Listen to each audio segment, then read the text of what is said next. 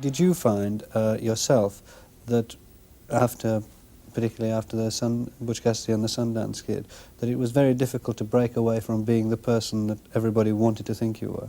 Sure. Yeah, really. It's not pleasant. That's the whole double-edged sword. That because you're naive at the time, you're just playing a role, and you started in the business. If you started as I did, as an actor who liked to think he came from the legitimate stage, which I did in New York, you think of yourself first all as an actor, and then suddenly you're playing a variety of different roles, and no one's really making too much about it. And then suddenly you're in a particular production that's very successful. And then the next thing you know, you're kind of labeled. And as you stretch to a different role, the acceptance is less. The credibility of being able to stretch is less. And that's bothersome. And people don't want you to stretch, do they? Well, I think you're right. I suspect people don't. I'm beginning to think more and more that people tend to want to restrict you to a certain slot. And if they've been pleased by a performance in that slot, they just as soon have it stay there. But for me, that's for television. That's for television series. And I don't think it's bad, it's perfectly fine, but it's not for me. But what seems to have happened is that you've dug deeper and deeper into your privacy. I mean, your place in Utah, you're taking time off to do exactly what you want to do, your own private political and social and intellectual concerns, that sort of thing. But you must come up against the paradox again and again that being a movie star on the one hand and wanting so ferociously to be a private person on the other, there's quite a bit of tension. It's almost libelous. Libeling yourself? Yeah, really. It's not pleasant. It's not easy and it's not pleasant, but to go try and tell someone about it. It's like saying, God, I'm so unhappy, I'm so rich, and expecting people to feel sorry for you. It's like saying that. You just can't talk about it. It's something you have to endure in the best way you can and try to work out the space in your own life as best you can to do what you want to do, to create the selfish time to grow. It's very difficult, what frightens me more than anything is that is the shrinking. The environment shrinks on you. I mean, people begin to treat you more and more like an object, and the danger is that you begin to feel more and more like an object, and the chances are you'll begin to act more and more like one. And the thing that made you what you are. There's a wonderful line, incidentally, in a book about Tom Mix, of all people. It says, what is it about success that makes us lose the thing that made us a success in the first place? And there's great truth to that, I think, because you fear the thing that made you what you are, your ability to observe. Capacity to hang around, for example. You bet. And you're exactly, and your love of other people and watching behavior and being involved in the action of situations straight across the country, whether it's a bar, a diner. I used to love that. I used to hitchhike back and forth across America, here in Europe. To me, that was great fuel and great entertainment source for me. And all that's reduced by the fact that it's difficult to watch other people when they're watching you. And I'm awkward and self-conscious in crowds. I worry about them, I fear them, and I don't trust them. So you carve your own space for yourself, but the danger is that space is usually an isolated one, and you get no feedback. You've tended to turn to nature, really, haven't you? I haven't turned to nature. Nature's always been there for me. To me, it's comfortable. It's very comfortable, and I'm happy.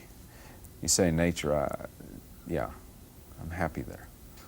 Climbing and riding and... Yeah, I love it. Yeah. I feel good. Just that simple. There's nothing heavier really than that. I also happen to love a really good, hard city.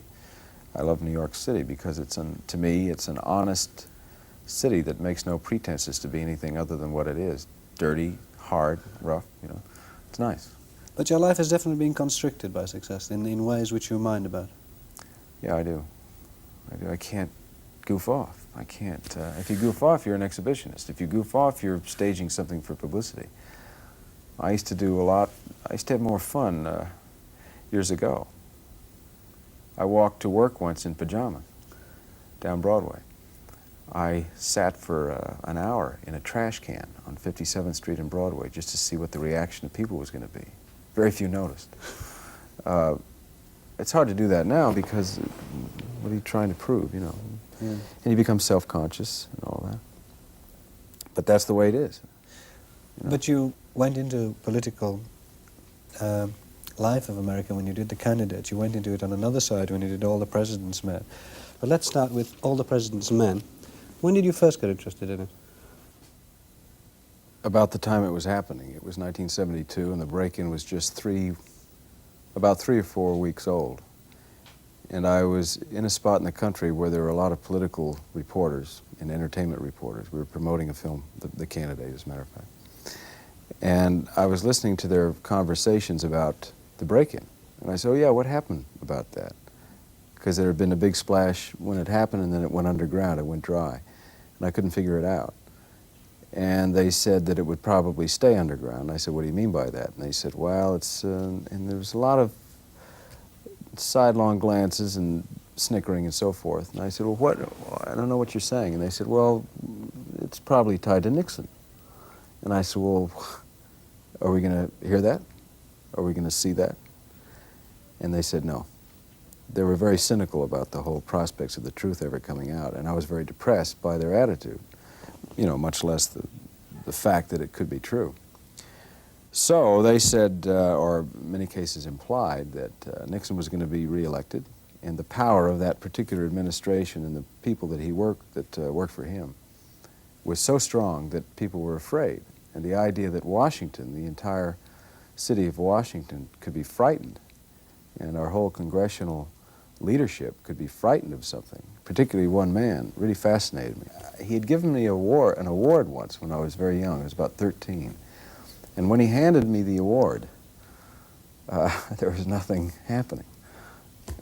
And I thought, that's really incredible. I remembered that about him, that I had absolutely no contact with the man whatsoever. And then through the years, his political career and my years growing up, he seemed to be appearing from time to time and never convincing to me, always slightly phony, slightly insincere.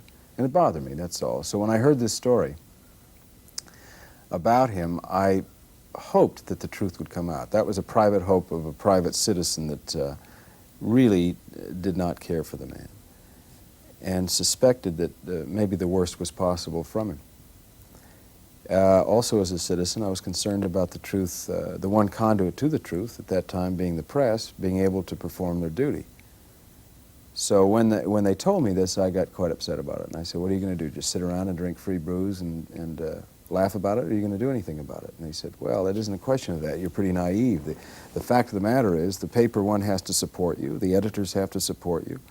They have to have the money to be able to put reporters on the story for great lengths of time. It takes a lot of hard work. And plus the fact the man probably is going to be reelected, and people don't want to take the chance of being out on the line if he comes in office having criticized him because he's a very vindictive man.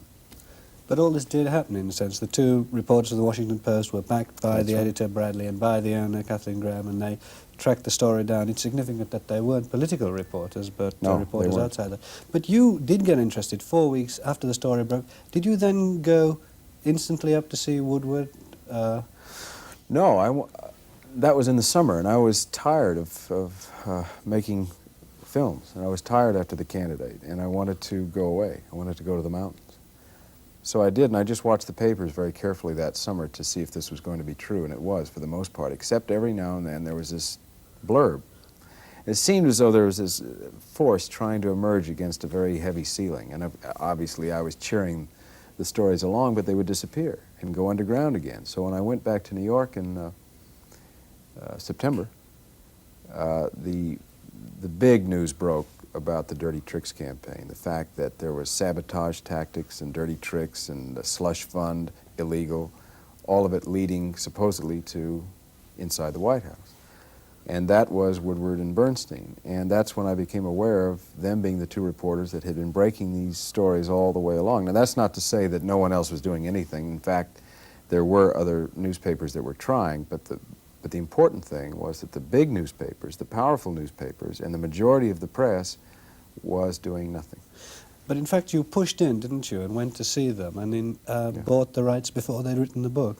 I went to see them shortly after Nixon was reelected, Yeah. and they were at their lowest. They had bottomed out, and everyone felt that they were wrong, and they were getting castigated pretty well by not only the administration, but the public and so on. So that interested me. That interested me most, and up to that point I had been mostly interested as a private citizen. Then I became interested from the standpoint of it being possible film material because of the difference of the two characters. They were such contrasting types that it seemed good material to me for film. So I contacted them, had difficulty at first. They didn't want to talk to me. I don't think they believed I was calling. And they were frightened at the time also. It was not an easy place to be in Washington in those days. There was a great deal of fear that prevailed. And so when I finally was able to make the contact, it was with Woodward. And I said, look, I don't want to go through this back and forth. I sense you don't trust me and you don't know who I am. Let me come to Washington and in 10 minutes I'll tell you what I have in mind. So I did. And when I did that, he seemed slightly interested. And it took months. It took 3 months before we finally all sat down and came together. And I said, this is what I'm interested in doing. And if you say yes, fine. If not, fine. And they said fine. But you, at the start, were going to make a low-budget film, and you weren't even going to black appear... and white, too. Yeah, and you weren't going to appear in it yourself. That's right. When did it change? When did you decide that you had to appear in it? When Warner Brothers paid so much money for the film, they said, of course you're going to appear in it, aren't you? And that was that? That was that. That was that. And then you came across Dustin Hoffman after quite a while, it turns out. He was rather surprised you didn't get there earlier. Well, we wanted to give him, his career was sagging, and we wanted to give it a boost. 4 years later, Robert Redford was back in Britain for an appearance on Parkinson that he almost missed. A security guard didn't want to let him into the studios because he didn't have a pass. When he said, "But I'm Robert Redford," the guard answered, "They all say that." And that wasn't the only rough ride that he got on that visit. I said welcome to you, although you must have thought, actually, that not everybody here welcomed you when you read this extraordinary bitchy article in a newspaper today. I won't even give the writer a name, but it's... I have a name you can give him. What's that? It's all based on the thing that you, I suppose, wouldn't give them an interview. It says here, I mean, it's extraordinary, it said that the reason why you don't have any press photographs is you don't want anyone to see how, in the wrong light, his face is a little lumpy these days. Well, I've taken my lumps, but I don't know. I couldn't understand it. It was like Welcome to London. Yeah, wasn't it? Yeah, I couldn't understand. I'd never met the person. I wasn't familiar with the paper. I'm kind of used to those things being done, but not to that degree. He also says of me that I won't ask the question that millions of viewers, who undoubtedly now sitting in his back room at home, would like to put, and it's this, and I don't understand it, perhaps you do. Mr. Redford, why is it that you, the actor who projects himself as an established and outcast, as the star who won't toe the line and play the Hollywood game according to studio rules, always cast yourself as a hero in every picture you make, and never in a role that will engender anything less than the audience's total sympathy? Well, first of all, I never had that option when I first started. When I first started as an actor, I was just an actor for hire, and I had no option as to what roles I could play, really. I didn't choose the roles. I certainly didn't cast myself, otherwise my career would have started a lot longer ago.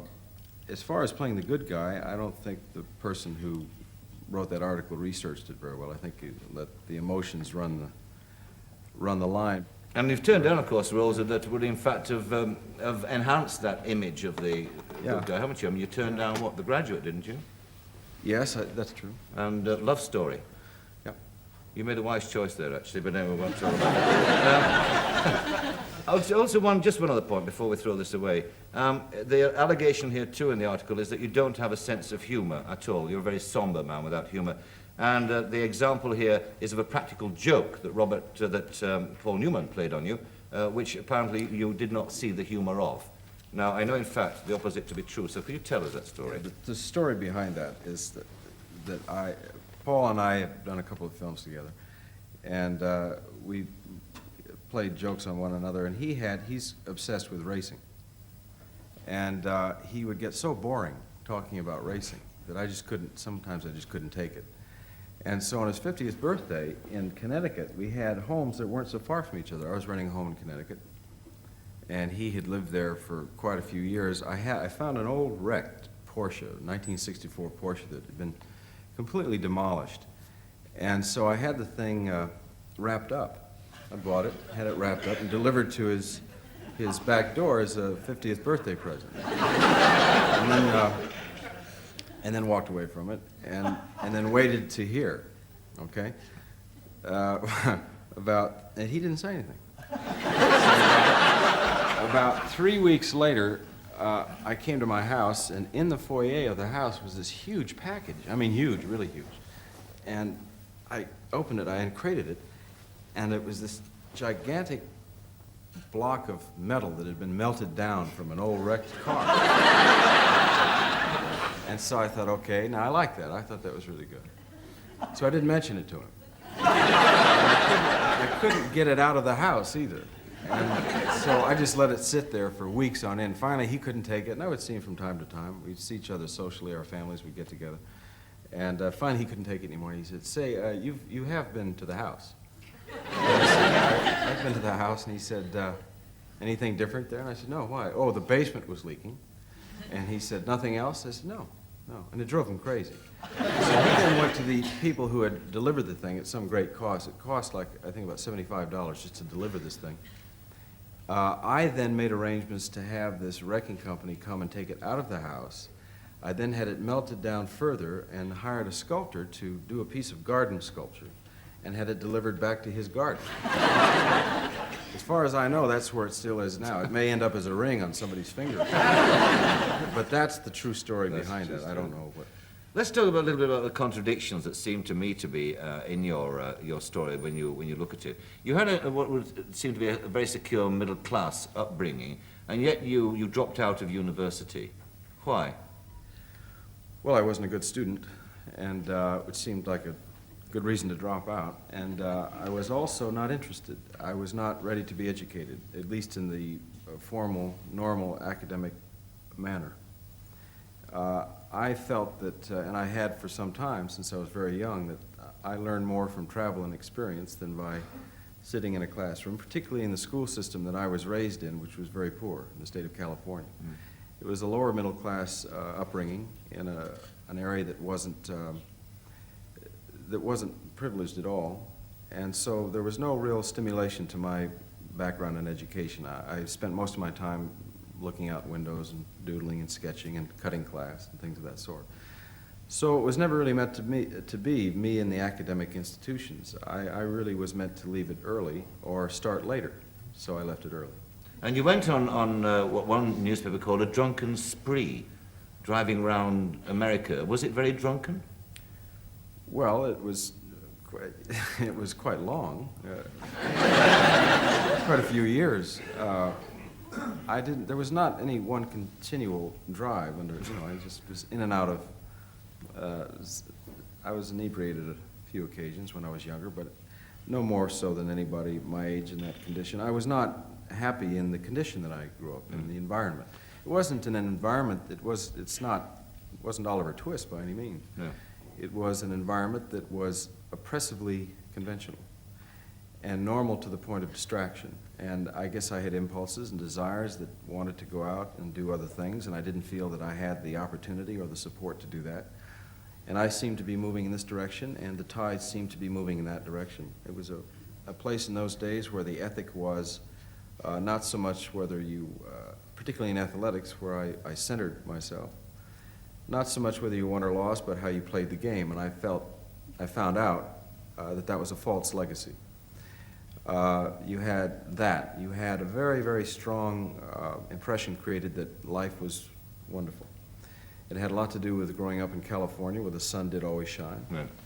And there was this tremendous post-war boom that was going on that had this multiplication of appliance stores and fast food chains and supermarkets, and all this thrust towards centralization and clutter.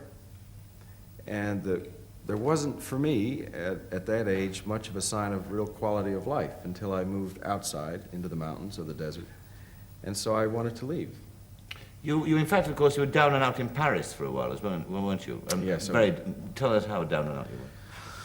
Well, I was down. That was about the only thing, by the way, this guy mentions in this article that had a modicum of real truth to it. He talks about standing in manure up to my neck. Now, that's not true. I was up to my waist. It was in a little town called Troyes, just outside of Paris, and I was hitchhiking to the south of France. And it was so cold, I had no way to get warm. I had no place to go. I had very little money, and I was running back and forth on the street corner waiting for a ride, and it didn't come. And it was the middle of the night, and the town had closed up. And finally, I just got tired of running, and I started to get worried that I wasn't going to be able to really get warm. And there, across the street was this mound of manure. And so I went over there and just planted myself in it and stayed there for a while until dawn came and I could go into a pastry shop. And that's what actually happened. But needless to say, it was tough to get a piece of pastry. The time in Paris was, you know, you look back on it in retrospect and you wonder how much of it was romanticized and how much of it was really fact. It seemed to me at the time was rough, the going was rough. But I don't know how much of that was induced because of the sheer romance of going to Paris, getting out of California, getting out of the United States, and really beginning to feel like I was learning, which I never felt before. Well, let's move on in your career now to the point where you're making movies. And I suppose the film, in fact, that did, in fact, make it for you was in fact, Butch Cassidy, wasn't it? I mean, that was the film that really started. Inordinate, yeah. That was the film that went out of whack. I mean, I had made films before. There was one film that was successful before that. In America anyway, but nothing to that degree where it got outsized. That film was a film that for me was very comfortable. The studio didn't want me in that film because I was not known. They were trying to have a star comparable to Paul to be with. And I practically did it for nothing, that film, because I just felt comfortable playing that role. So it was an enjoyable, I probably had more fun making that film than any film that I've made. Have you got any other films that you've got in the pipeline? A film called Brubaker, which comes out in June in America, about a prison reform warden. It's too long and complicated probably to go into here. And a film that I directed, the first film that I directed called Ordinary People, which I'm editing right now. Is that a direction that you more and more want to go into? Yes, direction? I think so. Really? Yes, absolutely. It was very fulfilling, more than I expected. And acting is not going to last forever, if for very long. So. Well, why shouldn't it last forever? I just don't think it will. I don't know why, really. I guess I don't have an answer for that. It's just something in me that says I don't think it will. I think I've been treated well by a career, and I've enjoyed it. I think it's time to move on. I don't know when that'll be or to how radical, but I don't think I'll act. Do you think that actors, like some athletes perhaps, tend to hang on for too long? Yeah, I do. Yeah? Yes, I do. It seems to be an irrevocable situation, something that can't be helped. I think of the athletes in my country. I think of Willie Mays. I think of Joe Louis. I think of Joe Namath. I think of all these, and now Muhammad Ali. It will be interesting to see what he does. Really wonderful athletes. Very few of them had the disposition to quit when the time was right. Very few people I ever know of have been able to quit when the time was right to quit and either move on to something else or stop. Was there an actor that you admire who did quit at the right time, do you think? Or you admire for quitting when he was at the top? Yeah, Jimmy Cagney. Really? Jimmy Cagney's the only actor that I can think of who did it right. I have great admiration for him. Not only as a talent, I think he's one of the greatest talents that our country ever produced. As a matter of fact, I patterned the character I played in The Sting after Jimmy Cagney. Really? Mm-hmm. And I just admire the fact that he had so much talent, used it wisely, fully, let his work speak for him. I don't think that Jimmy Cagney ever had to do a lot of publicity. I think he let his work speak for him. That's what I believe in doing for myself. I think it's the best spokesman for yourself is your work. If it's like a painting, if you don't understand it, you don't understand it. The artist standing there explaining what the diagonals mean isn't going to help your emotional reaction to the painting. You either respond to a performance on the screen or a film or you don't, and I'm happy to live with that condition and don't feel the need really to explain myself. I don't think Cagney did, and I think his work and his career stands as a testimony to the kind of man he was, and he quit when it was time to quit. I admire it. Yeah. Of course, Robert Redford didn't stop acting. There were more hits, notably Out of Africa, but he did branch out. Ordinary People, that directorial debut he mentioned to Mike Parkinson, won him an Oscar, and more acclaimed films would follow. One of those was A River Runs Through. It must be particularly gratifying for you to see A River Runs Through It not only on and made, but I mean doing well, because I mean I gather you had great trouble, first of all, acquiring the screen rights, and then even more trouble raising the money. Is that right? Yes, it's true. Difficulty obtaining the rights because the author, first of all, he was in his 80s. It took him 40 years to write the book. It took him 40 years to cough up this deeply personal story because of the pain and the burden he was carrying. That created a certain ambivalence that he didn't give up easily. And so there was that sort of courtship period that went on for, well, 5 years. About 5 years. So it was tough. It also was a project, because of its nature, that didn't fit the current formula of films that are essentially sort of running Hollywood. I mean, Hollywood is a business. That's what it is. Make no mistake about it. So since that's what it is, you can imagine the reaction to that storyline. And the tough thing about it was that all the themes that are in the film, the core of it, its strength, its dramatic strength, very, very hard to explain. So I thought this is going to be tough, because really the best way to explain this film is going to be to see it. You seem, as a director anyway, almost perversely to have chosen subjects that are not obviously commercial. If you're going to commit a year and a half of your life, which is what it takes to direct and conceive and direct and edit a film, then you better pick something that really is going to have a full commitment and a lot of passion. You know, I'm just not the kind of director that can just phone it in or do only a part of it. And so I just happen to be very intrigued by the idea of trying something that's either impossible or appears to be impossible or just plain tough. So the idea of taking something that appears not to work and finding the human element in it that you can work and get at it if you can do it. And sometimes it doesn't work, but if you can do it and bring it out so that the audiences have a kind of an emotional accessibility to the subject, that's very appealing to me. Ordinary People, after all, was your first film as a director, and you won the Oscar, and that was in 1980.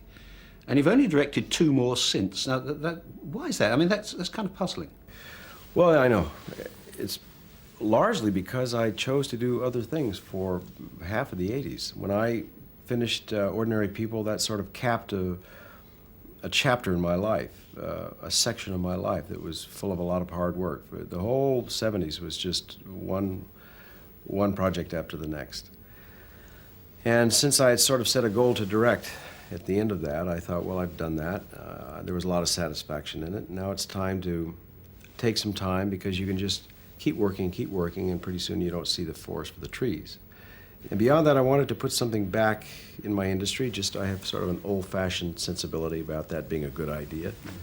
And I thought the way to do that was to start this institute out at Sundance, at my place, sponsoring independent filmmakers, trying to keep diversity alive on the idea that that's a valuable part of our industry, the diversity of it. And as films were getting more central and more expensive and tend to get more formula, I thought, well, this is good, because we'll keep, more diverse storytelling alive and new talent, which Hollywood always needs. So the filmmaker will come through the Institute, which is a development place, develop their skills, and take their project wherever they want to take them. That's what independence is. It is not saying anti-Hollywood, because I'm not anti-Hollywood. I work within Hollywood, but I'm an independent person working within the system. You know, during the 80s, when you were not only establishing the Sundance Institute, but you got very heavily involved in environmental work in the United States. And a kind of image of a split personality comes across. On the one hand, there's Robert Redford, the megastar. And on the other hand, there's this other Redford who, I think you said yourself, seems to have acquired an Eagle Scout badge somewhere. Was the Eagle Scout there all the time, or did you suddenly wake up one day to find him lurking within you? Well, God, no. First of all, I was kicked out of the Boy Scouts as a kid. We should all reveal that right now. And it was especially tough because my father was the scoutmaster. Wow. So that tells you how bad it's like your father being the umpire in a game when they eject you, you know. I was not made for group activity. I just wasn't. And so I never made it in the Scouts. I also got very impatient with it. So I hardly thought of myself as a Boy Scout. And it did just sort of appear out of nowhere. You know, I spent a good deal of my early life getting over the idea that I was bad, you know, and trying to get around the notion that I was doing a lot of bad things, at least a lot of wrong things. So suddenly to find this sort of image emerging, it was puzzling. It was, first of all, kind of humorous, and a lot of my close friends got a big kick out of it. And then it got disturbing because, you know, the tendency to stereotype. And sometimes this stereotyping can become like barnacles on a ship, or it can sort of calcify your work. And because of the political work I was doing, there seemed to be this image that was brought about by, I think really it was more lazy journalism than anything, because there was a whole There's a lot opposition. of that about, yeah. Yeah, there is, and there always has been, I guess. But there was a lot of opposition to what I was doing too. I mean, you could talk to a lot of the opposing sides of some of the stands I was taking, and they would hardly consider me a, you know, do-gooder or Boy Scout. They thought, in fact, that I heard the word evil. Evil? Yeah, I did. Really? You? I can't believe it. The old Boy Scout. Well, you had a marvelous spell between, 1969 and 1979, when you made, I think, 15 movies. And there was Butch and Sundance, which must be a big film in your career. Yeah, sure. It was the most fun of anything I'd ever done. And that was really, I suppose that was the one that boosted you to big stardom, wasn't it? Yeah. Yeah, it So I was. imagine you're grateful to it for that. Sure. And then you went on, of course, after that, and to act again with Paul Newman in The Sting. Have you ever thought of working with him again? I have. I don't, you know, it beats me since Hollywood's so formula-oriented. I mean, you would have thought that somebody would have come up with a script that we could do, but no one ever has. And we have always wanted to do something together. I mean, we're friends and we like working together, but it's never come around. But of those films, those two that I mentioned, All the President's Men, are they also kind of milestone films in your career? I mean, would you look back on those with particular pride? Oh, yeah. Oh, yeah. That was a tremendous milestone because it was so hard to... Again, you were going against such odds because everyone thought no one wants to hear about Watergate.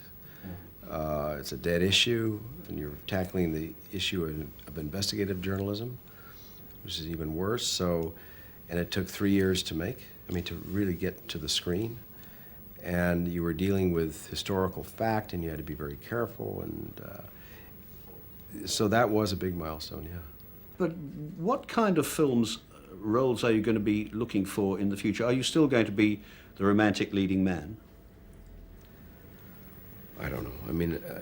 That's not been a reason for choosing a role. I choose the role in terms of the character and what the framework the character's in terms of a situation. I don't think there's anything wrong with heroes, mind you. I remember reading once, well, Redford only plays heroes. That wasn't quite true, but on the other hand, if it was true, so what? What's the matter with that? There's nothing wrong with it. Some people only play villains. There's nothing wrong with playing characters that might inspire people to do better in their lives or to have a little bit more courage about something or whatever. There was another distortion, I think, that came because there were a lot of parts I played that were villainous and downright heels. As you get older, and alas, the looks will fade, I'm afraid they do eventually, will that make life easier for you, or will it make life harder? Well, I hope not. Obviously. I like the idea of just going the way I'm going to go and having it be all right. What doesn't interest me is trying to, in any way, freeze myself in time, physically. That would just be too exhausting. Wouldn't want to have to live with that. Also, I like the idea of what happens to people as they get older because they carry with them their life's experience. When you start surgically altering it too much, you remove what your life is. That doesn't appeal to me very much. And again, if it hurt the work, sure, I would be disappointed in that. I think America is pretty much of a youth culture, and there's an obsession with youth and looks that is disturbing. Maybe it'll just take having to get older before it'll get out of it. I don't know. Well, I mean, getting older hasn't harmed Paul Newman a great deal, has it, for instance? Well, Paul is senile. He is, Gone. He's yeah. gone. I'd heard that. He's completely gone. It's very sad. He looks okay, but don't try to talk to him. I'm glad you warned me. I was thinking No, I please might go. don't try to talk to him. You'll look bad. Yeah. He speaks well of you too, of course. He can remember? Yeah, Paul's doing great. Your next project that we're going to see here is Indecent Proposal. And in that you play what? I play a very wealthy man who has everything and challenges a young couple who's upward mobile, out of money for the moment, and trying to get it the easy way, trying to get money the easy way, challenges them on the issue of love. Is that a one-off, or or have you got a whole slate of things lined up for the moment? There are a lot of things that I'd like to do. There are a lot, sometimes what you want to do and what you can do, or there's a big gulf in between. But there are a lot of things that I have in development. There's a Western, there's a political comedy, there's a whole series to produce and direct involving the Tony Hillerman books about 2 Native American detectives on the Indian reservation. And there's a film about a man's effort an editor's effort in a newspaper to fight the tide of newspapers turning into straight business, into market share mentality. There's a thriller. I mean, there's a lot. It sounds as if this could be a very productive few years coming up. And It depends on if they get developed in the right way and get done. River Runs Through It was a 10-year experience from the time I read the book to getting it on the screen. And a lot of the films that I've done have taken a long time to get to the screen, so it really depends on how quickly that can be done. Thank you very much indeed. Thank you.